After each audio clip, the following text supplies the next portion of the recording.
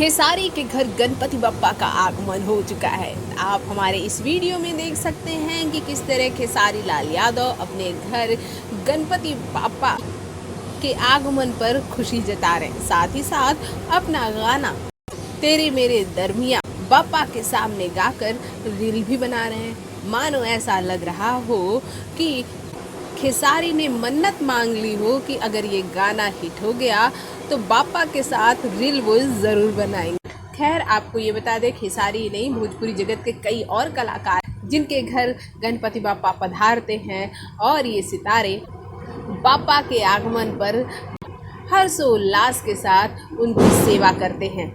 खेसारी के घर तो हर साल बाप्पा पधारते हैं और खेसारी लाल यादव के घर 5 दिन तक रहते हैं और फिर उसके बाद जब विदाई होती है तो नम आँखों से विदाई होती है।